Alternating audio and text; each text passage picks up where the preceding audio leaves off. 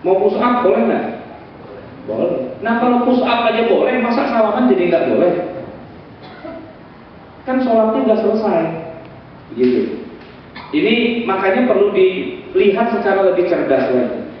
Saya kasih contoh yang lain. Rasulullah Shallallahu Alaihi Wasallam itu kalau khutbah Jumat maksudnya, diriwayatkan beliau itu pakai tongkat, maksudnya pegang tongkat. Nah pertanyaannya adalah apakah khutbah pakai tongkat itu hukumnya wajib, sunnah, atau mubah? Nah di sini perlu kaidah, perlu metodologi untuk memahaminya. Pakai tongkat itu wajib apa sunnah? Atau cuma teknis aja mubah? Misalnya karena dulu Rasulullah sudah tua, sudah jalannya sudah agak sempoyongan lah. Jadi kemana-mana beliau pakai tongkat. Ke pasar pakai tongkat, ke masjid pakai tongkat, naik ke atas mimbar juga pegangan tongkat juga. Selesai khutbah pulang, tongkatnya dibawa pulang. Kenapa? Ya tongkat-tongkat dia bukan tongkat masjid. Nah hari ini kita lihat di sebagian masjid kan ada tongkat tuh ya. Nah itu kalau saya lagi khutbah kadang-kadang juga dicolek sama takmir masjidnya, Ustaz jangan lupa ntar tongkatnya dipegang. Oh iya, pegang tongkat. Mungkin menurut takmir masjid tongkat itu bagian dari ritual ibadah sholat Jumat. Oke. Tapi kalau saya pulang tongkatnya saya bawa juga, takmirnya bilang, "Pak Ustaz, tongkatnya jangan dibawa pulang, itu tongkat masjid." Yang dibawa pulang amplopnya aja. Nah, ini kan sebenarnya kita harus pilah. Jadi tongkat itu bagian dari ritual sholat Jumat, ataukah tongkat itu dulu di masa Nabi memang teknis aja, karena Nabi memang kemana-mana bawa tongkat. Itu perlu kita pilah. Jadi kita tidak bisa langsung otomatis bilang yang pakai tongkat bid'ah atau yang tidak pakai tongkat bid'ah, nggak begitu. Sebab tidak semua perbuatan Nabi itu harus kita kerjakan, nggak semua. Ibu-ibu saya mau tanya, Nabi istrinya berapa Bu?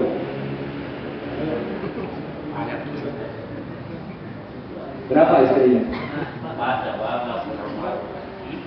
Istrinya Nabi Muhammad SAW itu berapa orang? 11. Wajib nggak itu buat kita laki-laki ngikutin Nabi Muhammad? Enggak, haram malah kalau sampai 11, ya kan? Maksimal cuma boleh 4. Itu pun kalau kuat, ya kan? Dan kalau mau istrinya, kalau nggak mau kan bisa palang pintu pindah ke jidat kan? Lain lagi urusannya itu. Bolehnya sih boleh, cuman mampu apa enggak? Pergi haji aja kan bila mampu, ya kan? Jadi tidak semua perbuatan Nabi itu wajib untuk dikerjakan. Ada juga yang haram. Nabi itu puasa wisol 3 hari 3 malam nggak buka nggak sahur, nyambung. Nah itu buat kita haram. Nah kalau Nabi buang air, mohon maaf, buang air besar itu di masa Rasulullah nggak pakai air, ceboknya. Pakai apa? Pakai batu. Bayangin, buang air besar nggak cebok pakai air. Pakai tisu aja kita rasanya susah ya, jalannya megang harus pakai tisu kan, nggak pakai air, apalagi pakai batu. Saya yakin bahwa di sini seumur umur belum pernah pakai batu. Ada nggak yang pernah pakai batu? Padahal itu di dalam hadis Sahih Bukhari, Sahih Muslim wajib itu. Idza kharaja ahadukumul khala'a falyastatib bi thalathati ahjarin. Kalau kamu masuk WC, jangan lupa bawa 3 batu. Itu perintah falyastatib. Bawa 3 batu. Artinya kalau kita mau letterlock persis seperti apa yang di zaman Rasulullah, berarti bapak-bapak ahli bid'ah semua. Kenapa? Karena cebok pakai air. Harusnya pakai batu. Bawa tuh batu 3 biji, baru ahli sunnah. Ya, baru betul-betul menjalankan sunnah.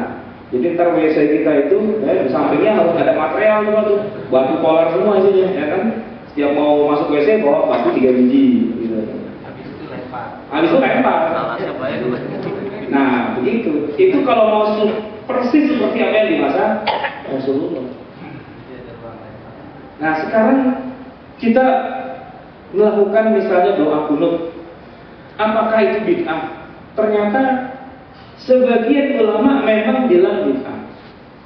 Misalnya mazhab Hanafi. Betul, di dalam mazhab Hanafi itu kalau kita belajar fikih Hanafi, wa qunutu salatis subhi bid'atun, jelas ditulis.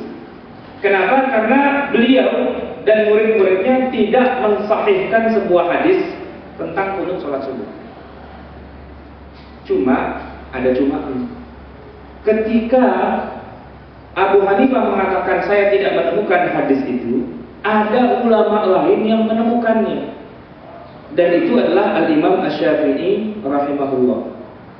Beliau punya silsilah zahabiyah.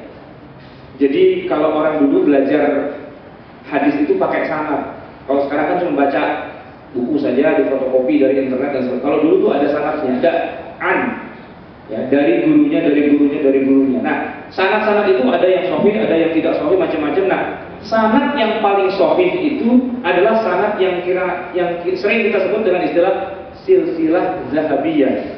Silsilah itu artinya, tahu kan ya, silsilah apa namanya, mata rantai lah gitu ya. Silsilah zahabiyah itu emas, jadi mata rantai emas. Ibarat internet itu koneksinya kencang gitu, broadband ya, bandwidthnya besar, lebar. Yaitu dari Rasulullah kepada Ibnu Umar, dari Ibnu Umar kepada muridnya Nafi', dari muridnya Nafi' kepada muridnya lagi bernama Malik, Al-Imam Malik rahimahullah. Itu kalau ada hadis an terus akhirnya kepada Malik ya, an Malik, an Nafi', an Ibnu Umar, an Rasulullah. Wah, itu hadis sudah nggak perlu ditanya lagi, paling sahih. Nah, Syafi'i, Al-Imam Syafi'i murid Imam Malik. Jadi dia mengambil hadis dari gurunya Al-Imam Malik rahimahullah yang menulis kitab tersahih di dunia setelah Al-Qur'an itu. Sebelum dilahirkannya Imam Bukhari, Imam Muslim itu belum lahir tuh waktu itu. Dia lahirnya berapa puluh tahun kemudian. Tapi Imam Malik sudah lahir dan sudah mengarang kitab tersahih di dunia Al-Muwatta yang dihafal oleh Imam Asy-Syafi'i dalam waktu hanya 14 hari. Ketika beliau baru berumur 13 tahun. Jadi Syafi'i ini kecil, umur 7 tahun hafal Quran, 13 tahun hafal Al-Muwatta. 12 tahun hafal kitab sahih, hadis tersahih di dunia. Dan umur 15 tahun Syafi'i menjadi mufti di kota Mekah yang diakui oleh seluruh dunia Islam. Nah, Syafi'i menemukan jalan